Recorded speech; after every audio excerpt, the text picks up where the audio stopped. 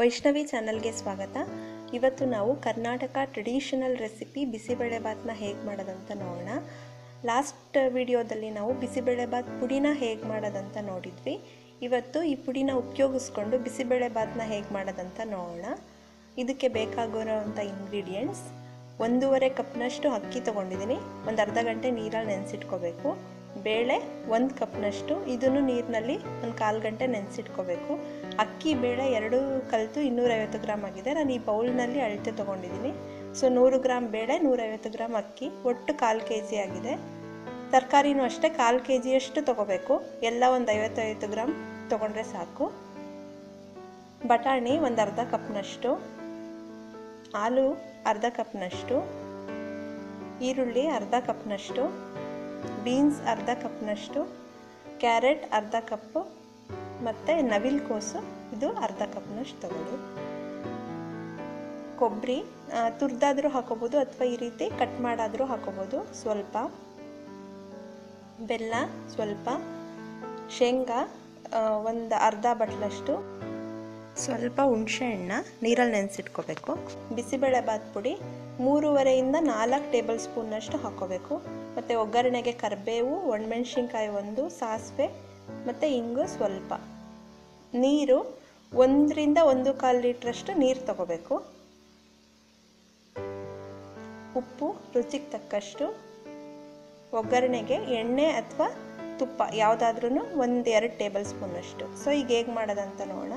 ಒಂದು ಪ್ಯಾನ್ನಲ್ಲಿ ನೀರನ್ನ ಕುದಿಯೋಕ್ಕಿಡಿ.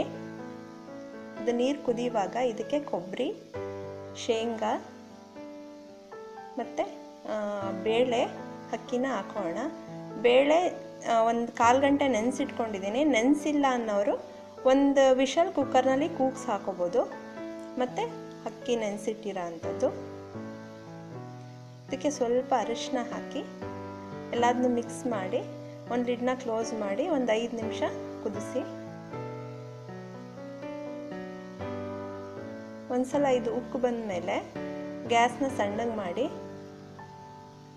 ಈ ರೀತಿ ಎಲ್ಲ ಮಿಕ್ಸ್ ಮಾಡ್ಕೊಳ್ಳಿ.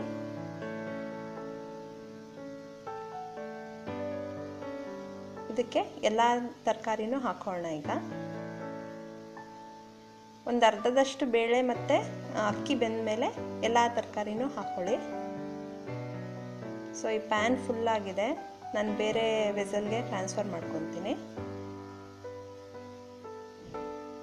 ಈ ರೀತಿ ಎಲ್ಲದನ್ನೂ ಮಿಕ್ಸ್ ಮಾಡಿ ಒಂದು 10 ರಿಂದ 15 ನಿಮಿಷ ಕುದಿಸ್ಕೋಬೇಕು. ನೀರು ನಿಮಗೆ ಸಾಕಾಗಲಿಲ್ಲ ಅಂದರೆ ಇನ್ನೊಂದು ಕಡೆ ಬಿಸಿನೀರನ್ನ ಕಾಯಿಸಿ ಹಾಕೋಬೋದು. ಬಿಸಿಬೇಳೆಬಾತ್ ಸ್ವಲ್ಪ ತಣ್ಣಗಾದ ಮೇಲೂ ಗಟ್ಟಿಯಾಗುತ್ತೆ, ಆವಾಗವಾಗ ಬಿಸಿನೀರು ಕಾಯಿಸಿ ಹಾಕೊಳ್ಳಿ. ಇದಕ್ಕೆ ಬಿಸಿಬೇಳೆಬಾತ್ ಪುಡಿ ಮತ್ತು ಟ್ಯಾಮ್ರಿಡ್ ಜ್ಯೂಸ್ ಎರಡನ್ನೂ ಮಿಕ್ಸ್ ಮಾಡಿ ಇಟ್ಕೊಂಡಿದ್ದೀನಿ. ಮಿಕ್ಸ್ ಮಾಡಲಿಲ್ಲ ಅಂದರೆ ಸ್ವಲ್ಪ ಗಂಟಾಗುತ್ತೆ. ಸೊ ಇದಕ್ಕೆ ಬೆಲ್ಲ ಹಾಕ್ಕೊಳ್ಳಿ ಮತ್ತು ರುಚಿಗೆ ತಕ್ಕಷ್ಟು ಉಪ್ಪು ಹಾಕ್ಕೊಳ್ಳಿ. ಎಲ್ಲದನ್ನೂ ಈ ರೀತಿ ಚೆನ್ನಾಗಿ ಮಿಕ್ಸ್ ಮಾಡಿ ಒಂದು 5 to 10 ಮಿನಿಟ್ಸ್ ಸಿಮ್ನಲ್ಲೇ ಕುದಿಸ್ಕೋಬೇಕು. ಸೊ ಒಂದು 5-10 ನಿಮಿಷ ಆದಮೇಲೆ ರೆಡಿಯಾಗಿದೆ ಈಗ ಬಿಸಿಬೇಳೆಬಾತ್. ಇದನ್ನ ಗ್ಯಾಸ್ ಆಫ್ ಮಾಡ್ಕೊಳ್ಳೋಣ. ನೀರು ಬೇಕಂದರೆ ನೀವು ಬಿಸಿನೀರು ಕಾಯಿಸಿ ಹಾಕ್ಕೊಳ್ಳಿ. ಇದಕ್ಕೆ ಒಗ್ಗರಣೆ ಕೊಡೋಣ. ಈಗ ಒಂದು ಪ್ಯಾನ್ನಲ್ಲಿ ತುಪ್ಪ ಅಥವಾ ಎಣ್ಣೆನ ಬಿಸಿ ಮಾಡಿ, ಬಿಸಿ ಆದಮೇಲೆ ಸಾಸಿವೆ ಹಾಕ್ಕೊಳ್ಳಿ. ಸಾಸಿವೆ ಸಿಡಿದ ನಂತರ ಒಣಮೆಣಸಿನ್ಕಾಯಿ, ಕರಿಬೇವು ಮತ್ತು ಸ್ವಲ್ಪ ಇಂಗನ್ನ ಹಾಕಿ ಬಿಸಿಬೇಳೆಬಾತ್ಗೆ ಒಗ್ಗರಣೆ ಕೊಡಿ. ಸೊ ಒಗ್ಗರಣೆ ಕೊಟ್ಟ ತಕ್ಷಣ ಒಂದು ಲಿಡ್ನ ಕ್ಲೋಸ್ ಮಾಡಿ ಯಾವಾಗ ಸರ್ವ್ ಮಾಡ್ತೀರಾ ಆವಾಗ ತೆಗೆದು ಸರ್ವ್ ಮಾಡಬೇಕು. ಸರ್ವ್ ಮಾಡೋಣ. ಇದನ್ನ ಖಾರ ಬೂಂದಿ ಜೊತೆಗೆ ತುಂಬ ಚೆನ್ನಾಗಿರುತ್ತೆ ಬಿಸಿಬೇಳೆಬಾತ್. ನೋಡಿದ್ರಲ್ಲ, ತುಂಬ ಸುಲಭವಾಗಿ ಬಿಸಿಬೇಳೆಬಾತನ್ನ ಹೇಗೆ ಮಾಡೋದಂತ. ನಿಮಗೂ ಈ ರೆಸಿಪಿ ಇಷ್ಟ ಆಗಿದರೆ ಲೈಕ್ ಮಾಡಿ, ಶೇರ್ ಮಾಡಿ, ನೀವು ಮನೇಲಿ ಟ್ರೈ ಮಾಡಿ ಹೇಗಾಯ್ತಂತ ನಮಗೆ ತಿಳಿಸಿ. ಮತ್ತಷ್ಟು ಈಸಿ ರೆಸಿಪೀಸ್ಗಾಗಿ ವೈಷ್ಣವಿ ಚಾನಲ್ಗೆ ಸಬ್ಸ್ಕ್ರೈಬ್ ಮಾಡಿ. Thank you.